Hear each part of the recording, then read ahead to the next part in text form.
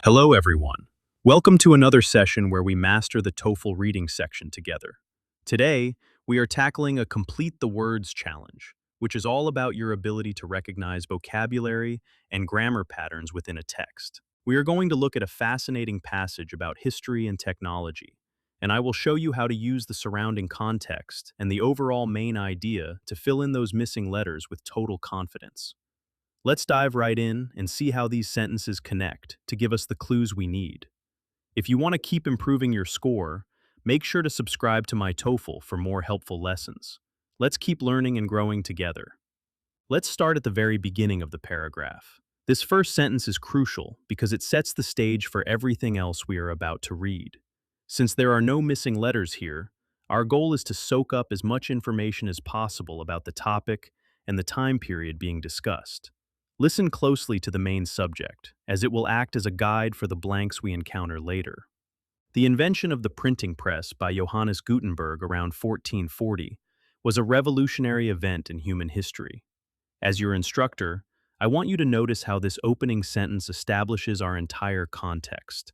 It mentions the invention of the printing press, which tells us we are discussing a specific technological breakthrough. By calling it a revolutionary event, the author is signaling that this change had a massive impact on the world. This is important because it prepares us to look for words related to production, books, or the spread of information in the sentences that follow. Always look for these heavy-hitting nouns and adjectives early on. Now, we are going to try a very effective strategy. We are actually going to skip the next two sentences for a moment. You might notice they have quite a few missing letters, and jumping into them right away can be overwhelming. Instead, we are going to read the rest of the completed paragraph first. By understanding how the story ends and what the results were, we will have a much clearer roadmap for choosing the right letters when we come back to those gaps. Moving forward, let's look at the fourth sentence. This sentence is great because it explains the immediate effects of the technology we just identified. Even though there are no blanks here, pay close attention to the relationship between the machine and the people using it. This will help us maintain the logical flow of the paragraph. The printing press made information affordable, which helped increase literacy and spread new ideas rapidly. This sentence is a perfect example of a cause and effect relationship. It explains that because the press made books affordable, the result was a way to increase literacy. These phrases are key because they connect the machine to a social change. The fact that it helped spread new ideas tells us that the focus is on the movement of information. This context is going to be incredibly helpful when we go back to fill in the words about written materials and accessibility. Finally, let's wrap up the reading with the last sentence. Think of this as the final summary of the passage's argument. It connects the specific invention to a much larger historical period. Understanding this final point will confirm that we have the right perspective on the whole topic. This technological advance was a key factor in fueling major historical movements like the Renaissance. In this concluding thought, the author uses the phrase technological advance to refer back to the press. By calling it a key factor in events like the Renaissance, the text emphasizes the long-term historical importance. Now that we have seen the full picture, from the invention to the Renaissance, we have all the context we need to go back and solve the missing letters with ease. Now that we have a strong grasp of the passage, let's look at the first gap in the second sentence.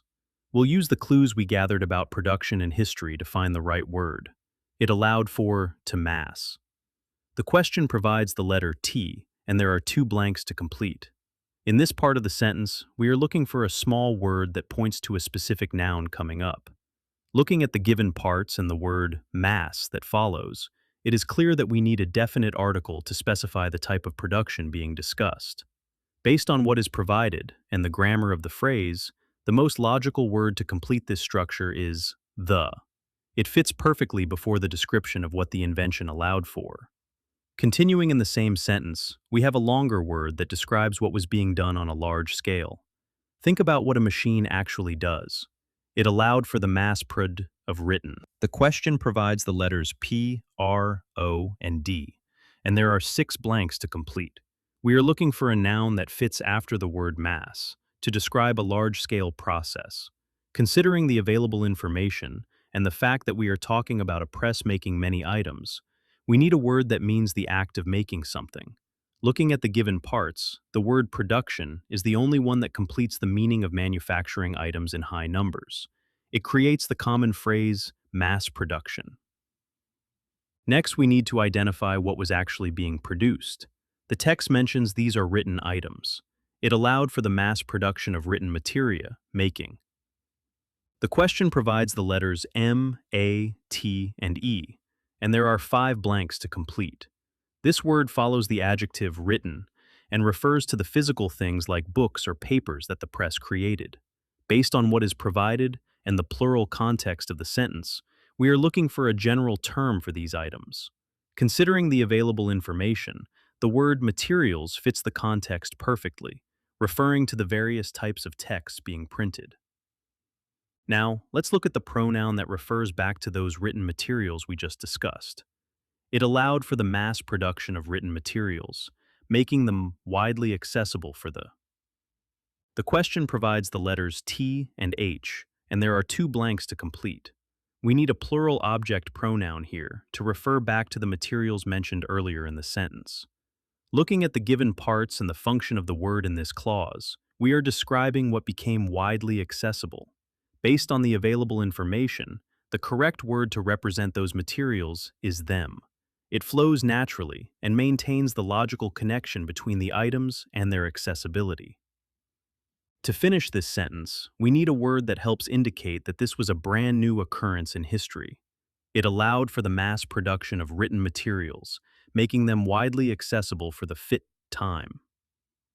The question provides the letters F and I, and there are 3 blanks to complete.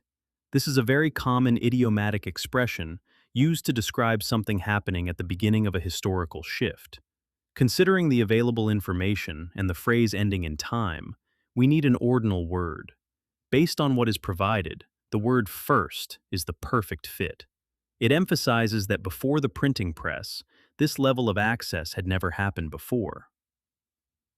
Now we move to the third sentence, which begins by contrasting the past with the era of the printing press. We need a word that signals time. Before this. The question provides the letters B, E, and F, and there are 3 blanks to complete. This word starts the sentence and sets up a comparison to the time period mentioned previously. Considering the available information and the context of comparing the old, hand-copying method to the new press, we need a preposition that indicates an earlier time. Based on what is provided, the word before fits perfectly here, establishing the timeline for the next part of the explanation. Now we are looking for the noun that describes the printing press itself, which was mentioned in the very first sentence. Before this invent, books were copied by hand, a slow and expensive process. The question provides the letters I, N, V, and E, and there are 5 blanks to complete. The word needed here refers directly back to the creation of the printing press mentioned at the start of the paragraph. Looking at the given parts and following the demonstrative this, we need a noun form of a word that means a new creation. Based on what is provided, the word invention is the correct choice, as it summarizes the topic of the entire passage. In this part of the sentence, we are connecting the slow and expensive process to the limitation it caused. We need a relative pronoun. Before this invention, books were copied by hand. A slow and expensive process limited knowledge. The question provides the letters T and H, and there are 2 blanks to complete. We are looking for a word to introduce a relative clause that describes the effect of the slow and expensive process. Looking at the given parts and the role this word plays in linking the noun process to the verb limited, we need a connector. Based on the available information, the word that is the grammatically correct choice to complete this description. Next, we need a small preposition to show where the knowledge was restricted or directed. Before this invention, books were copied by hand, a slow and expensive process that limited knowledge to a small. The question provides the letter T, and there are 1 blanks to complete. This tiny word follows the verb limited and shows the boundary or group that knowledge was confined to. Considering the available information and how we express limits in English, we need a preposition. Based on what is provided, the word to is the only one that completes the thought logically, showing that knowledge was restricted to only a few people. Finally, we need a noun to describe the small, privileged group of people who had access to books before the press. Before this invention, books were copied by hand, a slow and expensive process that limited knowledge to a small element. The question provides the letters E and L, and there are 3 blanks to complete. To wrap up this sentence, we need a noun that describes a small, powerful, or wealthy group in society. Looking at the given parts in the context of expensive books and limited knowledge, we need a word for a select group. Based on what is provided, the word elite fits perfectly, describing the tiny fraction of the population that could afford information at that time.